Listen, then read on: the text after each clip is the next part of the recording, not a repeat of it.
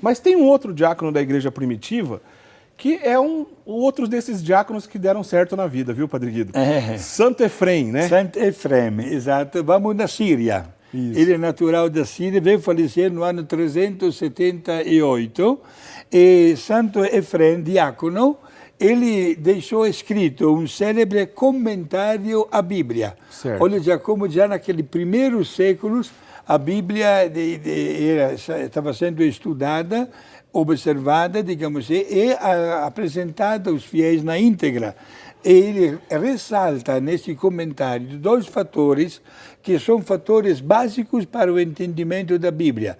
O fator da revelação e o fator da inspiração. Isto é, revelação significa que Deus revela o seu pensamento a uma pessoa aqui na Terra. E esta pessoa, com a luz de Deus, com esta inspiração, escreve o pensamento de Deus usando a mentalidade da época no qual esta pessoa vive. Por isso, estes dois fenômenos de revelação e inspiração estão presentes na Bíblia. Vem espontâneo perguntar, padre, mas estamos no ano 378, já naquela época tínhamos uma definição, digamos assim, não digo 100%, mas quase, pelo menos, completa da Bíblia? Podemos dizer sim, porque no ano 300 foi acrescentado, por exemplo, o capítulo 21 do Evangelho de São João.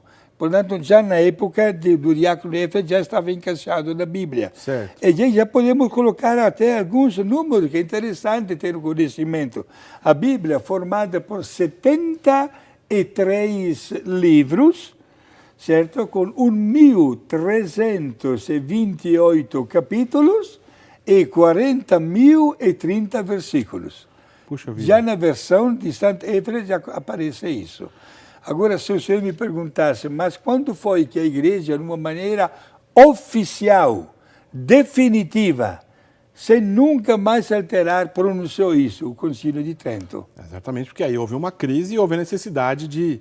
A crise, estou falando, obviamente, do início do protestantismo. Que, inclusive, acabaram tirando alguns livros da Bíblia. E aí a igreja precisou, vamos dizer assim, chancelar essa discussão, né, Padre Guido? Acabar com essa discussão. Mas então a gente está no terceiro da lista dos 36 doutores da igreja, falando de Santo Efrem da Síria. Santo Efrem da Síria escreveu belíssimos textos, poemas, ao ponto de ser conhecido como a cítara do Espírito Santo, né, Padre Guido? Olha que belíssimo o apelido dele. Não somente Diácono Eric, ele escreveu um volume chamado em língua latina Carmina Nisibena. Nisibena devido à cidade dele, né? Nisben, exato. Carmens, digamos assim, né? Poesias altíssimas em língua latina, onde ele manifesta todo o seu amor para com Deus. Notamos que o conhecimento é conjugado com a postura, aí que caracteriza o fato de ser doutor da igreja. Senão bastaria só uma pessoa muito inteligente, não é o caso.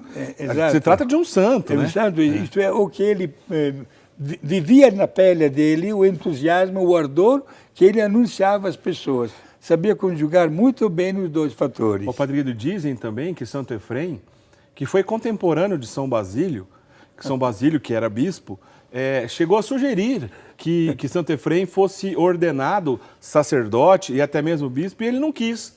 Quis ficar como diácono, humilde, no mais baixo grau do clero para poder servir ali, já que o diácono é um servidor por natureza, né? E este fato que o diácono Eric está citando, digamos que é bastante comum na história da igreja.